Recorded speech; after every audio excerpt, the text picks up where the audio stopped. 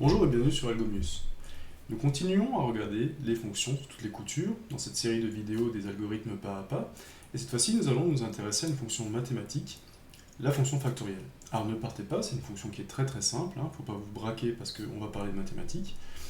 On va essayer de comprendre comment marche cette fonction et vous allez voir qu'en termes de programmation, tout l'intérêt de la fonction factorielle, c'est qu'on peut la programmer de deux manières. On peut la programmer à ce qu'on appelle en itératif. C'est ce qu'on a un petit peu la façon de programmer la plus conventionnelle, qu'on a déjà vu très souvent avec des boucles. Et on a aussi une façon de programmer qui est une fonction récursive. C'est-à-dire qu'on va réutiliser une fonction qui va se rappeler elle-même. Donc, la fonction factorielle, elle est très intéressante parce qu'elle va nous permettre de comprendre un petit peu les différences qu'il peut y avoir entre la méthode itérative et la méthode récursive. Et on va pouvoir mettre en place facilement, vous allez voir ces deux fonctions, l'une à côté de l'autre, comparer les tenants et les aboutissants, qu'est-ce qu'il y a de pareil, qu'est-ce qu'il y a de différent, et quelle est un petit peu la méthode de pensée différente qu'il y a dans chacune des méthodes. Donc sans plus attendre, on va juste prendre un petit exemple de la fonction factorielle. Alors, la fonction factorielle finalement c'est quoi? Eh bien, la fonction factorielle, tout simplement, elle s'écrit avec un point d'exclamation, et quand j'ai 5 points d'exclamation, donc 5 factoriel, je vais mettre ça un peu en plus grand, c'est égal en fait à 5 fois 4 fois 3 fois 2 fois 1. Donc en fait, c'est tous les termes qui commencent au terme qui est donné par la factorielle multiplié par tous les termes jusqu'à 1. Même jusqu'à 2, mais on va garder jusqu'à 1. Donc là, typiquement, si je voulais faire mon exemple, eh bien j'aurais 5 fois 4 qui est égal à 20, 20 fois 3 qui fait 60, 2 fois 60 qui fait 120, et 120 fois 1 qui fait toujours 120. Donc là, en fait, on a déjà calculé la factorielle de 5. Ok, très bien. Maintenant, ça, c'est quelque chose que l'ordinateur, on va pouvoir le faire très facilement. C'est des opérations sur les chiffres. On a vu que l'ordinateur était un spécialiste dans tout ce qui est calcul sur les valeurs chiffrées. Donc ça, c'est quelque chose qu'il va pouvoir faire très facilement. Je vous propose d'ailleurs de faire un algorithme itératif. Donc on va utiliser les boucles, déjà, pour le mettre en place. Donc, qu'est-ce qu'il me faut finalement dans ma fonction factorielle, si je devais l'écrire? Factorielle. Déjà, elle prendrait en paramètre un nombre entier. Et elle me retournerait quoi? Elle me retournerait un nombre entier également. Donc elle prendrait typiquement dans mon exemple en entier la valeur 5, de valeur à laquelle j'essaie de chercher le factoriel, et je voudrais retourner 120, qui est la valeur de factoriel 5. Ok.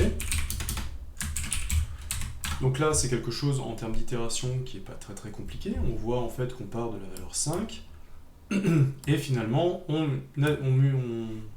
multiplie tous les nombres de 5 jusqu'à 1. En fait, que l'on le fasse dans cet ordre-là, ou qu'on le fasse dans un ordre croissant, finalement, ça a très peu de différence. En fait, vous allez arriver sur le même résultat. Et quand vous prenez les nombres croissants, cette fois-ci, en fait, ça nous fait étrangement penser à ce que l'on fait quand on fait une boucle. Et c'est exactement le procédé qu'on va écrire là-dessus.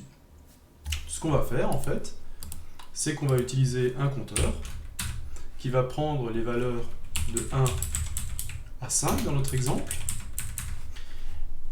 et quelque part, on va avoir une variable produit qui va contenir successivement toutes les informations, le produit successif que l'on va pouvoir faire sur ces chiffres. C'est-à-dire qu'au premier tour de boucle, elle va contenir la valeur de i, donc 1. Au deuxième tour de boucle, elle va être multipliée par 2. Au troisième tour de boucle, 2 fois 3 va donner 6. Au quatrième tour de boucle, 6 fois 4 va donner 24. Et enfin, au dernier tour de boucle, 5 fois 24 va donner 120. Et on aura dans notre variable produit, finalement, le factoriel. On n'aura plus qu'à retourner la variable produit. Donc, il y a juste à déclarer donc une variable locale qu'on peut appeler fact ou produit, je vais l'appeler fact par exemple, qui est un entier, puisqu'en fait on ne multiplie que des entiers entre eux, donc le résultat d'un produit d'entier est forcément également un entier. Donc ce fact, au début, on va l'initialiser à 1, tout simplement. Et ce qu'on va faire, c'est qu'on va parcourir une boucle, donc, pour i de 1 à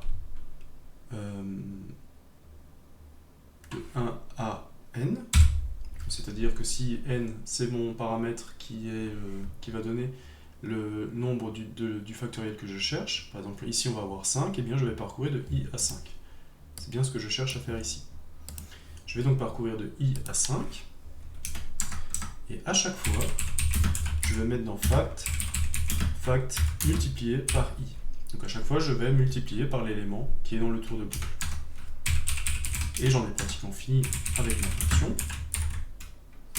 On retourne finalement la valeur qui est dans fact, le produit. Alors, on va revenir un petit peu sur l'initialisation de fact, peut-être. Pourquoi j'ai utilisé fact? En fait, ce qu'on essaie de faire systématiquement, c'est de toujours initialiser on essaie toujours d'initialiser finalement une variable avec quelque chose qui va être neutre.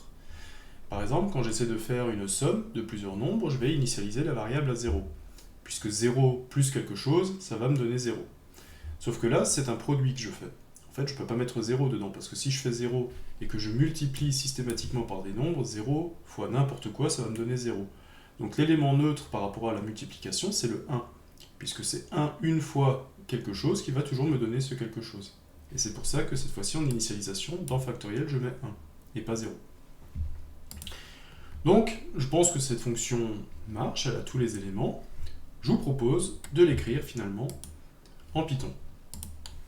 Donc, ce que l'on essaie de faire ici, c'est d'avoir la fonction factorielle d'un nombre, donc de 5, et que ça m'affiche 120. Donc on va définir la fonction factorielle. La fonction factorielle, qu'est-ce qu'elle fait? Qu'est-ce qu'elle prend en paramètre? Elle prend le nombre 5 dont je veux connaître le factoriel, et elle renvoie un nombre entier, que je ne suis pas obligé de déclarer en Python. Donc qu'est-ce que je fais ici? Si je reprends mon algorithme, et bien tout simplement, j'ai une variable fact que je vais initialiser à 1, et puis ensuite je vais faire une boucle, donc for i in range. Donc le range, le premier élément, ça va être 1. Et là, il faut que je fasse attention, parce que range, en fait, va donner un intervalle de valeur qui va de 1 à la valeur que je vais donner au maximum, en fait, ne sera pas inclus.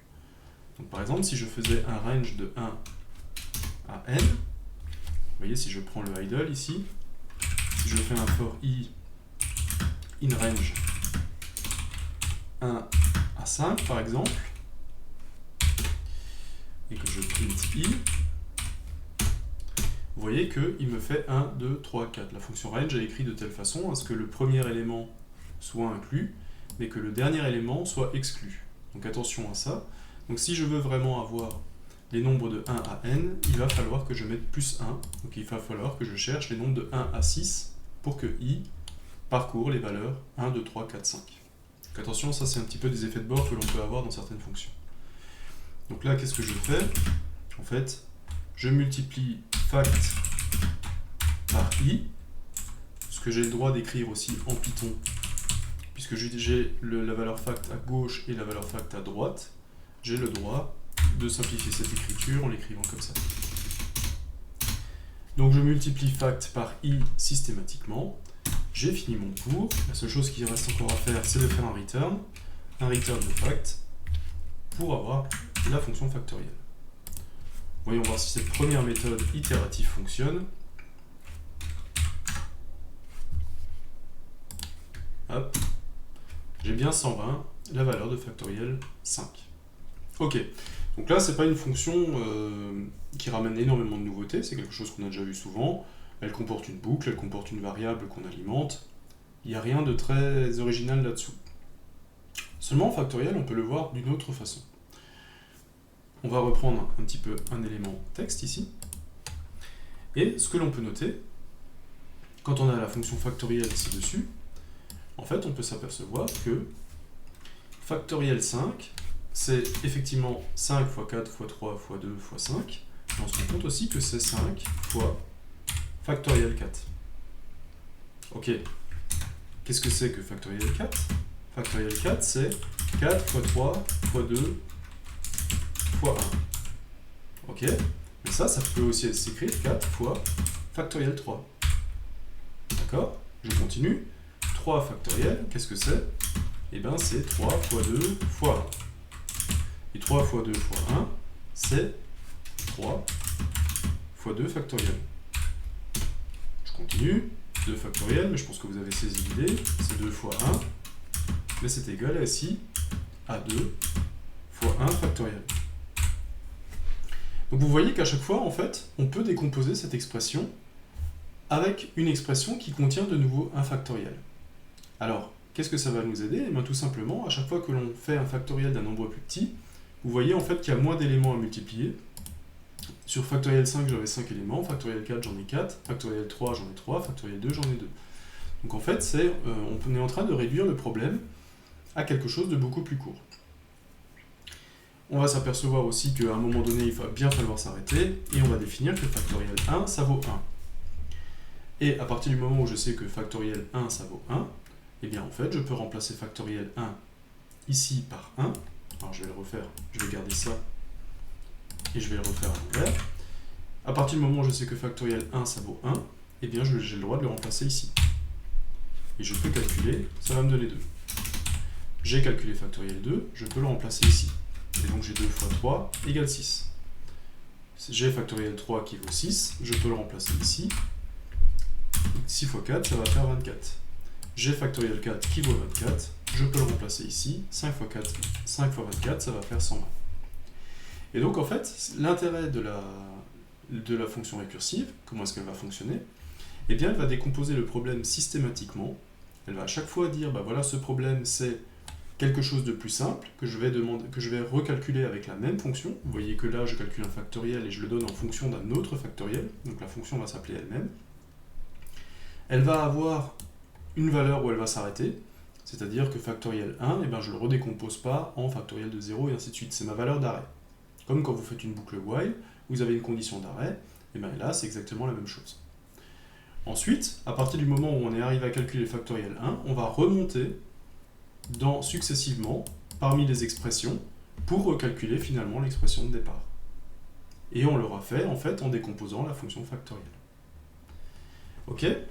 Essayons de voir comment est-ce qu'on pourrait écrire une telle fonction. Donc cette fois-ci, on va écrire la fonction factorec pour récursive. Et en fait, cette fonction factorec, on va voir qu'elle va prendre les mêmes paramètres que la fonction itérative, puisqu'on veut exactement le même résultat. Ça va juste être la façon de fonctionner qui va être différente. Donc cette fois-ci, qu'est-ce qu'on veut faire? On veut qu'il y ait un entier en entrée, ça va être le 5 ici lorsque l'on cherche factoriel 5, et on veut un entier en sortie qui va être 120, le calcul de factoriel 5.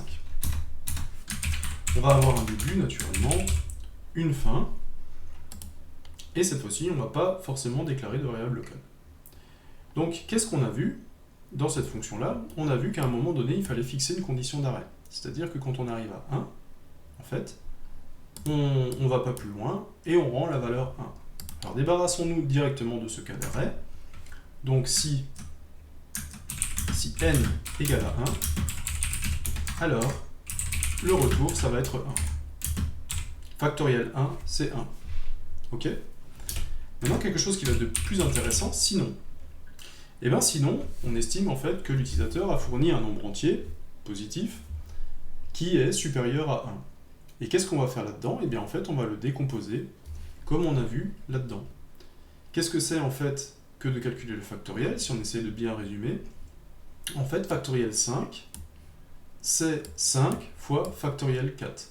Si on avait à le résumer, qu'est-ce que ça voudrait dire? Ça voudrait dire que le 5 qui est ici, je le retrouve là, en première opérande du produit, et je le multiplie par factoriel de lui-même moins 1. C'est exactement ce que j'ai fait. Ce que j'ai fait, c'est que si je veux un petit peu généraliser, quand j'ai n factoriel, en fait c'est égal à n, alors ça je vais mettre un peu plus loin, c'est égal à n fois n-1 factoriel. Ça vous voyez que ça marche dans tous les cas qu'on a fait. Factoriel 4 c'est 4 fois 3 factoriel. 3 c'est 4 moins 1. 3 et factoriel c'est 3 fois 2 factoriel. 2 c'est 3 moins 1. Et ainsi de suite. Et bien on va s'appuyer sur cette règle-là pour mettre en place notre algorithme. Donc, lorsque n est supérieur à 1, qu'est-ce que l'on renvoie? Eh bien on renvoie tout simplement n multiplié par factorec, donc ma fonction factorec que j'ai définie ici. Donc je la rappelle, mais cette fois-ci je la rappelle avec n-1. Et donc vous comprenez bien l'idée, c'est qu'à chaque fois, je vais la rappeler avec n-1, donc je vais partir de 5, je vais la rappeler avec 4, quand je serai dans 4, je vais la rappeler avec 3, quand je serai dans 3, je vais la rappeler avec 2, quand je serai dans 2, je vais la rappeler avec 1, et quand je serai avec 1, je vais tomber dans ce cas-là, et je vais interrompre la descente dans les différentes fonctions. Donc le premier tour de boucle, on est vraiment descendu, on a décomposé le problème jusqu'en bas, et à partir du moment où on a renvoyé 1, donc que 1 factoriel ça valait 1, en fait on est arrivé à la réinjecter dans toutes les propriétés. Ok ? Si on voulait le dessiner un petit peu mieux que ça, en fait on se rendrait compte que ce qu'on essaie de faire, c'est de chercher factoriel 5, ici, et on s'est rendu compte en fait que factoriel 5 c'était 5 fois factoriel 4. Ok. Et puis on s'est rendu compte finalement que factoriel 4, qu'est-ce que c'était? Eh bien c'était 4 fois factoriel 3. Donc là on est dans une décomposition. Factoriel 3 c'est quoi? C'est 3 fois factoriel. C'est exactement ce que va faire notre programme quand il va faire la descente. Factoriel 2. Factoriel 2 c'est quoi? C'est 2 fois factoriel 1. Et factoriel 1, qu'est-ce que c'est? En fait, c'est la condition d'arrêt de ma boucle cette fois-ci. Factoriel 1, on renvoie 1. Donc, c'est-à-dire que factoriel 1, c'est 1. Donc, ce 1 qui est ici, il est réinjecté à ce niveau-là. Donc, ça, on a enfin ce 1 qui est ici, arrive ici. Et donc là, on arrive enfin à dire que ça vaut 2. Ce 2 là, de factoriel 2, on peut le réinjecter ici pour dire que enfin ça vaut 6. Ce 6 qui est trouvé ici, on le réinjecte ici pour dire que 6 fois 4 égale 24. Le 24 qui est trouvé ici, on le réinjecte ici pour trouver que factoriel 5 c'est 120. Donc vous voyez qu'il y a en récursivité, il y a quelque part on décompose le problème, on arrive à trouver une solution simple, et avec cette solution simple, on remonte en sens inverse ensuite toute la pile. Donc très intéressant, cette fonction factorielle qu'on a écrite, et on va voir en fait que elle a beaucoup finalement de choses en commun avec la fonction itérative qu'on avait trouvée. On s'arrête par exemple quand n égale 1, en fait ce n égale 1 on le retrouve dans le tour de boucle. On le trouve dans le tour de boucle ici, puisqu'on fait de i de 1 à n. Donc là aussi vous voyez que le 1 est aussi une borne d'arrêt. Je commence à 1. Ce 1 là c'est exactement le même qu'ici. Et tant qu'on n'est pas arrivé à n, en fait, on va multiplier les nombres entre eux. Et là, c'est pareil, c'est que si n n'est pas égal à 1, c'est qu'on est à un n encore supérieur à 1. Et dans ce cas-là, qu'est-ce qu'on fait? On fait les produits des nombres les uns avec les autres. Et donc, vous voyez qu'il y a beaucoup d'éléments en fait, qui sont exactement pareils entre la fonction récursive et la fonction itérative. Seulement, ils sont disposés un petit peu différemment, et la philosophie, la façon de penser finalement la fonction n'est pas la même. Le mécanisme de récursivité, c'est quelque chose qu'on va retrouver pas mal quand on parle des suites en mathématiques, où on peut définir finalement l'élément d'une suite en fonction de son élément précédent. Là, on peut faire le parallèle un petit peu, c'est un peu la même chose. Le problème le plus intéressant, je pense, au niveau de la récursivité, peut être vu avec les tours de Hanoï, donc c'est une vidéo qui est également sous ma chaîne, que vous pouvez récupérer. C'est un problème un peu plus complexe que la fonction factorielle, mais vous allez voir qu'avec une fonction récursive, on arrive à la solutionner très facilement. Donc là, il ne nous reste plus qu'à écrire finalement cette fonction factorielle en récursif. On va la définir, factorec. Encore une fois, on va prendre un nombre entier en paramètre. Et cette fois-ci, on n'a pas besoin d'initialiser une variable en particulier, on va juste vérifier si n est égal à 1. Alors dans ce cas-là, on retourne 1. Et sinon,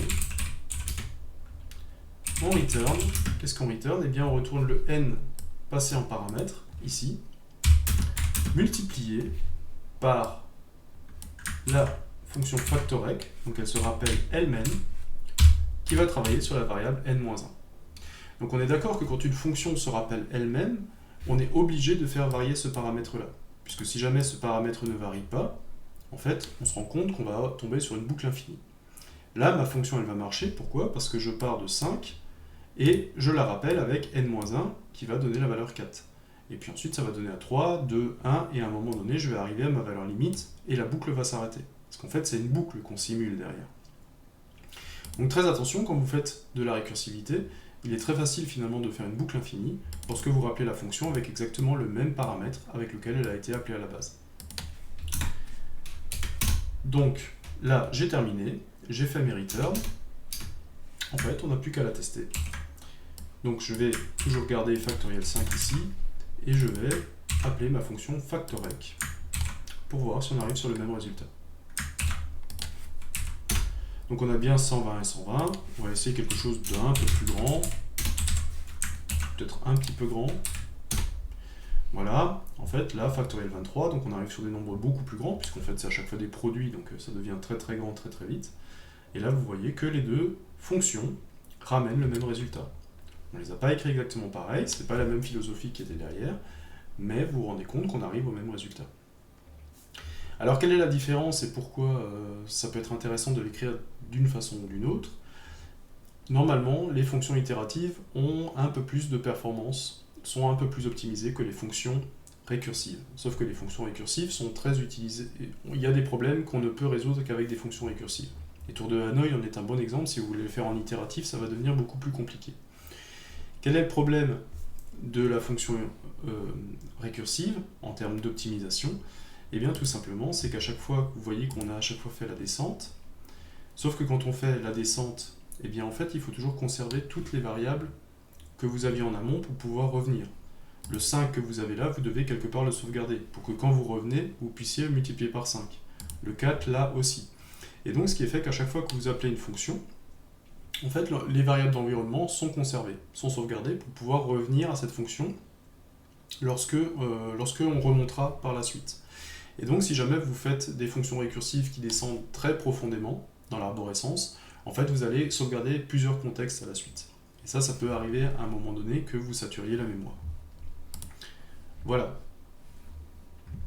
Donc, deux façons d'écrire la même fonction, une récursive, une itérative. Maintenant, j'ai envie de vous dire que vous n'avez plus qu'à faire votre choix. Donc, cette fonction factorielle, finalement, c'est une fonction très simple, une fonction mathématique qui est d'ailleurs implémentée dans la plupart des langages de programmation. Et on a vu maintenant comment est-ce qu'on peut l'écrire nous-mêmes. Et puis, à travers de cette vidéo, on s'est fait une petite réflexion. On a vu que même si la fonction factorielle, c'est quelque chose de très simple, c'est un produit de termes, en fait, on peut même voir cette fonction de façon différente. On l'a vu de manière itérative, où on a utilisé une boucle for classique que l'on utilise dans énormément d'applications. Et ça nous a permis de mettre en lumière également la façon récursive de programmer une fonction, c'est-à-dire une fonction qui s'appelle elle-même, en essayant de décomposer le problème, en essayant toujours de trouver un problème plus simple, jusqu'à arriver à un problème très très simple qu'elle sait résoudre, et à partir du moment où elle a résolu le problème très simple, en fait remonter de nouveau pas à pas, recomposer les résultats et retrouver le résultat beaucoup plus compliqué. Et donc vous allez voir que la fonction récursive, c'est quelque chose qui est très utilisé. J'aurais parlé des tours de Hanoï, mais on peut aussi par exemple parler des parcours de graphes, des parcours en profondeur, des parcours en largeur, qui peuvent aussi être faits avec une fonction récursive. Là aussi, le problème de la fonction récursive, quand vous travaillez sur des graphes très importants, c'est toujours cette sauvegarde de contexte qui va peut-être, à un moment donné, vous saturer la mémoire. Donc toujours attention avec les fonctions récursives de ce côté-là. Donc j'espère vous avoir fait aborder cette fonction mathématique de façon un petit peu ludique, un peu du côté programmeur, pas forcément du côté mathématicien. On a essayé de l'écrire nous-mêmes et de voir ce qu'il y avait derrière. Puis ça ne comportait pas vraiment de grosses notions mathématiques à part une multiplication. Et donc, il me reste à vous souhaiter une bonne journée et à vous dire à bientôt pour de nouveau décortiquer une fonction et voir comment elle marche.